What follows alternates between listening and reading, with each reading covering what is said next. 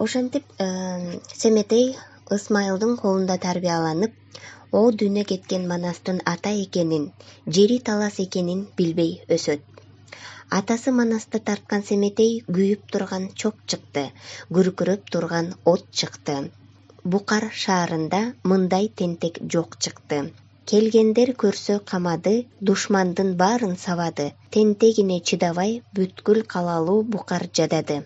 Ошондо ак селдечен кожолор, дарс окуган молдолор Темиркандын астына келип, арызга олтурушуп, Семетейдин тентектигин тыйыңыз, болбосо Букарага же ал турсун, же биз туралы дешет.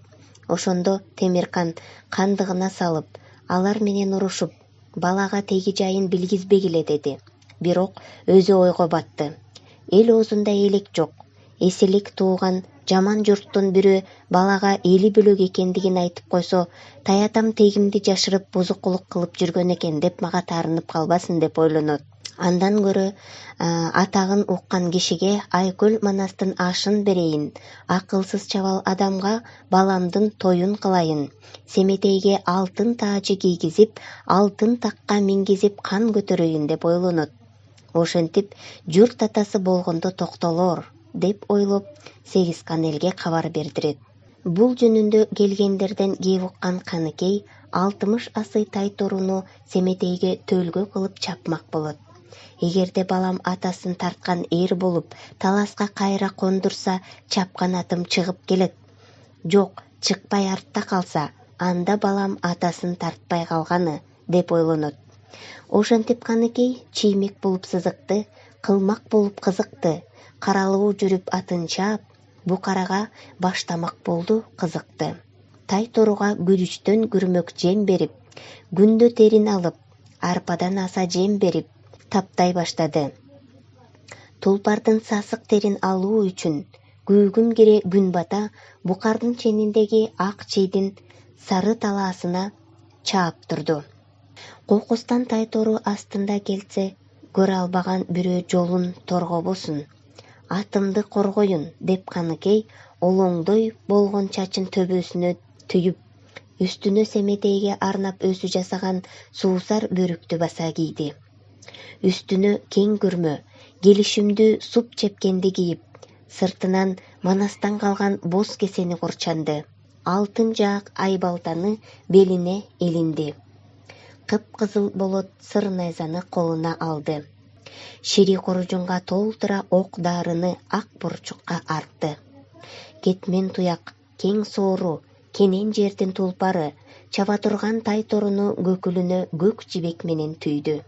Жолго чыгаарда ак байбиче энеси Чыйырдыдан батасын алды. Каныкей Тайторуну жетелеп, касабасы калкылдап, жабдыгынын баарысы тула бойдо жартылдап, Букарага кирип барды. Тойго келген Сегизкан анын аял экенин билбестен эки колун боорлоруна алышып, чуркурап салам айтышты. Кең көкүрөк жайык төш, келберсиген шер экен, 12 мүчө тең келген, сөлөкөтү сөйлөтү, атка минген келбети Манас өңдүү көрүнөт, же Манастын жээни, же Манастын тайыбыйм, кан көтөрүп алсакпы, деп таңданышты. Каныкейди тааныган Букардын билармандары Темирканга келип, тентип келген кызың ат жабам деп, эркекче кийинип, жыйлигип калыптыр. Чапкан аты артта калса, Сегизкан элине шылдың болобуз, тыйыңыз дешет. Анда Темиркан кароого чыгып караса, чын эле Каныкей эркекче кийинип, ат жапканы келиптир. Аны көрүп Темиркан тардыгып, Каныкей, бул жоргоңду кой, сенин атыңды сүрөөчү элиң жок. Ат чаап уят болбо, мал керек болсо 4 тулпар чаап жатам. Ошолордун байгесин ал деди. Каныкей атасы жесир дегенине арданып, Тайторуну байге үчүн эмес, төлгө үчүн чаап жатканын айтып, жолун тоспоосун суранды. Ошентип Каныкей эшке чыгып, алардын баардыгын санап көрсө, 643 ат болду. Каныкей чабылчу аттарды санап, Тайтору менен 6 күн тынбай, суу ичпей, жарышчуу күлүктөр келгенин байкады. Ысмайыл Каныкейдин ат чапканын угуп, ардыгып Семетейди өзүнө чакырып алып, Каныкейди жамандап кирет. Аял башы менен ат чаптырып бизди уят кылат. Эгер чаап аткан аты артта калса, эжеңдин башын кесип, менин алдыма алып кел. Эгер астына чыкса, манастап ураан салып кел, деп Семетейди шайлап жиберет. Каныкейдин ийниндеги жылаңач бала Ысмайылдын көкүтүүсү менен Семетейдин келе жатканын айтты. Ошондо Каныкейдин көзүнөн жашы төгүлүп, көңүлү жаман бөлүнүп, эсилден калган жан ботом, жалынсам болбой курмандыкка чалат деп кайгыга батты. Кайра туруп, көп эле болсо, ажалым жетсе өлөрмүн, мен эмес, бу дүйнөдөн кимдер өтпөгөн, деп бел байлап кайраттанды. Ак борчук оозун бурдеми, чыгырыгын эмерип, чын көзүнө жиберип, манастан калган дүрбүнү салып аттардан кабар алдеме. Оргуп чаң чыгат, оргуган чаңды көргөндө Каныкейден жан чыгат. Алды жагында атасынын ак толпары, андан уда чоң кашка, чоң күрөң, кара кашка 4 толпар келе жатат. Алардан башка аттардан дайын жок.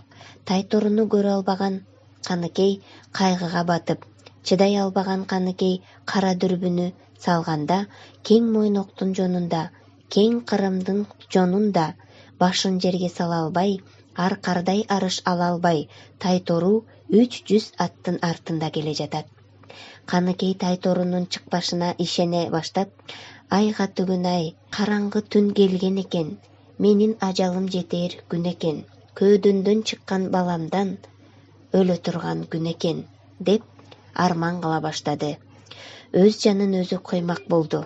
Бирок дагы бир сапар дүрбүнү салып көрдү. Ит торпунун жонунда, кезең кырдын боюнда, 60 арттын соңунда келе жатат Тайтору. Аркардай арыш салыптыр, моюнун жерге салыптыр, болжоосуз арыш алыптыр, желгенине жел жетпей, жеткилең чуркап калыптыр, басканына мал жетпей, башкача чуркап алыптыр. Сүйүнгөн Каныкей жанада бир сапар дүрбү салып, Тайторунун 30 аттын соңунда келе жатканын көрөт. Дагы бир сапар дүрбү салганда, кең ак чийдин боюнда 12 толпар соңунда келе жаткан Тайторуну көрөт. Тайторуну Алманбет, Чубак, Сыргак, Ажыбай, Бакай, Манастын арбактары сүрөп келатканын байкайт. Манасты 12 жыл көрбөгөн Каныкей анын арбагын көргөндө, өзүң менен кошо ала жат деп чыңырып ыйлап, дагы дүрбү салат. Ошондо Тайтору 6 буудан соңунда келе жатыптыр. Аны сүрөмөккө камынды. Таластан Букарага качканда Алманбеттин сыр бараңдан ала келген ошол мылтыктын ичин тазалап, кор дүрмөт менен дүрмөттөп кармап турду. Ошондо Тайтору Темиркандын 3 толпарынын соңунда келе жатыптыр. Каныкей кору дүрмөттү атканда, Тайтору мылтык үнүн укканда чындап жүгүрүп, чоң кашка менен чоң күрөңдү ашып, ак толпарга жынашты. Бир топко ал ак толпар менен Тайтору тең жарышып келди. Акыры Каныкей Тайторуну 7 бута астыга сүрөп чыкты. Аты астыга чыккан Каныкей үстүндөгү жоо кийимдерин чечип, каралуу кейпине келип, эми Семетейдин көзүнө илинбей деп үйүнө кетти.